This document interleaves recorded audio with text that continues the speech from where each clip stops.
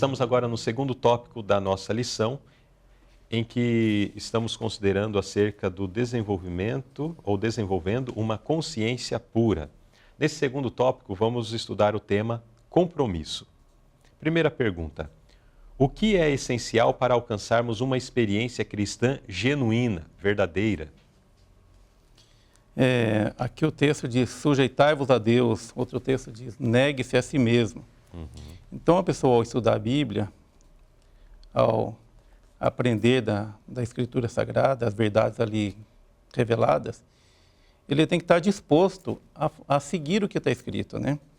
Ele tem que estar submisso à vontade de Deus, estar disposto a negar a si mesmo, porque muitas vezes a orientação divina vem contra a sua vontade. E agora ele tem que ter humildade suficiente para reconhecer que a palavra de Deus é a verdade. Para se submeter a isso. Exatamente. E diz que a entrega do eu, então o eu quer lutar contra as verdades da Bíblia muitas vezes. Agora ele tem que renunciar tudo à vontade de Deus. Então tem humildade suficiente para ser uma pessoa que está disposto a aprender, para crescer no conhecimento. Certo. Eu quero compartilhar o terceiro parágrafo dessa nota.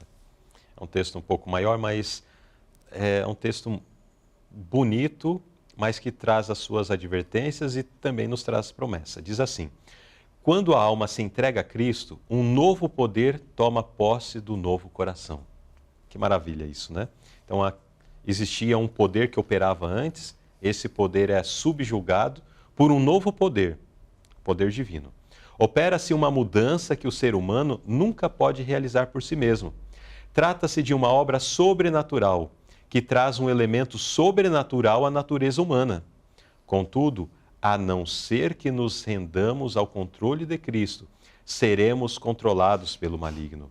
Sem dúvida nenhuma, estamos sob o domínio de um ou do outro, dos dois grandes poderes em luta pelo controle do mundo. Não é necessário que escolhamos abertamente o serviço do reino das trevas para cairmos sob seu poder. Basta negligenciarmos fazer aliança com o reino da luz. Se não cooperarmos com os instrumentos celestes, Satanás tomará posse do coração e o tornará sua morada. A única defesa contra o mal é Cristo morando no coração pela fé em justiça.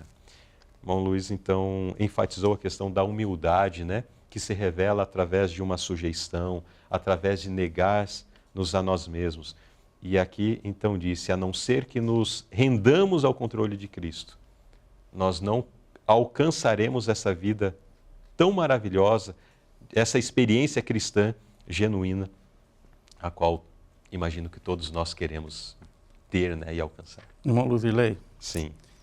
Já adiantando um pouquinho, Sim. Quero aproveitar aqui, fala que para Cristo tem que estar toda a mente ocupada pelas coisas celestes, que é consciência pura. Sim.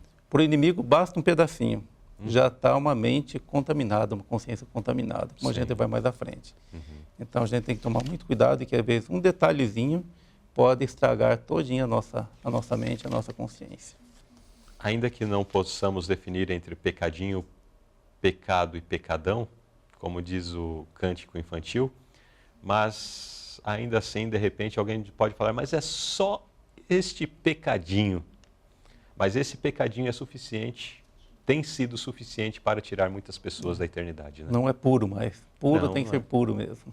Você tomaria um copo de água com uma gota da água do rio Tietê, por exemplo, um rio bastante poluído e conhecido no Brasil? Tomaríamos? Eu não tomaria. Mas quantos têm imaginado, né, que isso tem sido suficiente, ou de repente metade, mas não é assim. Então é uma entrega plena, completa, uma sujeição plena aí ao reino de Deus. Pergunta B: até que ponto esse compromisso deve ser mantido? Será que existe um limite?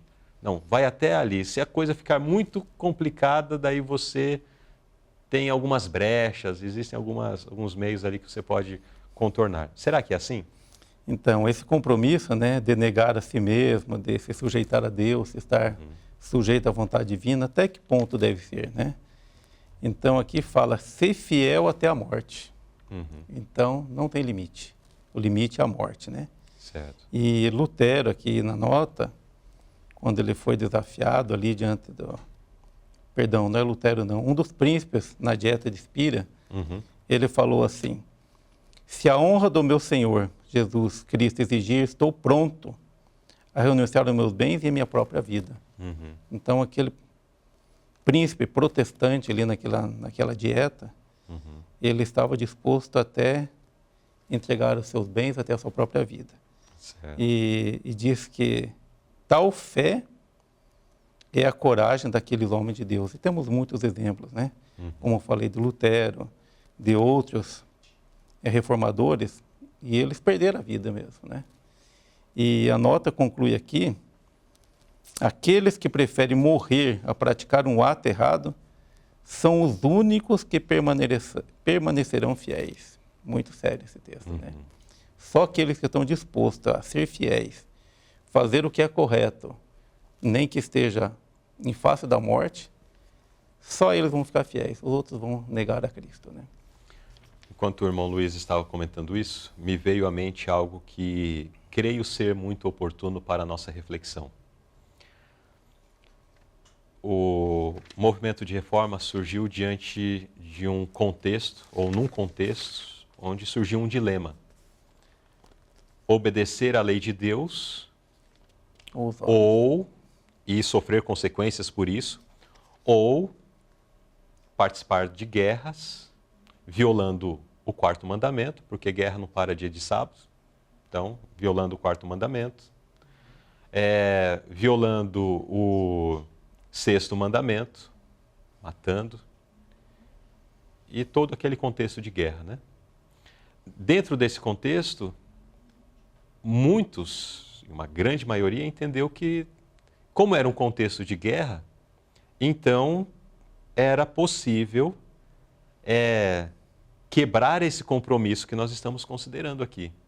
Não, tudo bem, é guerra, porque se o irmão não for, vão matar ele, vão perseguir a família dele, então é melhor que ele vá para a guerra. Será que nós encontramos essa abertura? Nós estamos vendo que não existe essa abertura. A lei de Deus, ela é muito clara. A lei de Deus, ela diz que devemos lembrar-nos do dia do sábado. A lei de Deus diz que não devemos matar. E o contexto de guerra não se resume a isso, né? Quando nós lemos, por exemplo, do conflito que existe entre Ucrânia e Rússia, relatos de estupros, relatos das mais diversas violências. Esse é o resultado da guerra. Guerra é tudo que Satanás quer para este mundo. E quando nós damos o aval para que os nossos jovens, damos o aval para que os membros da nossa igreja façam a escolha que eles bem entenderem, e muitos deles escolhem de fato participar da guerra, nós estamos contribuindo para que o plano de Satanás realmente se execute.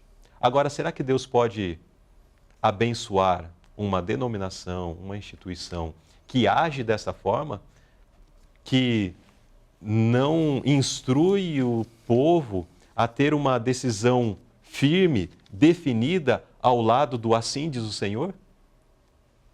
Talvez alguém que esteja nos assistindo pode estar balançado com algumas ideias de pessoas que estão saindo do movimento de reforma, indo para outras denominações, falar, não, mas era uma pessoa tão influente, com certeza ele tem razão, ou eu estou tendo entendimento. Avalie isso à luz da lei de Deus. Faz sentido para você? Em determinados contextos, violarmos a lei de Deus para atendermos aos governos desse mundo? Aqui ficou muito claro, no verso de Apocalipse 2:10, também nos textos, e muitos outros poderiam ser citados aqui, em que nós devemos ser fiéis a Deus até a morte, ainda que como consequência dessa fidelidade, tenhamos que sofrer o castigo da morte. o governo, o exército, enfim, não, você não vai me obedecer, então você vai morrer. Tudo bem.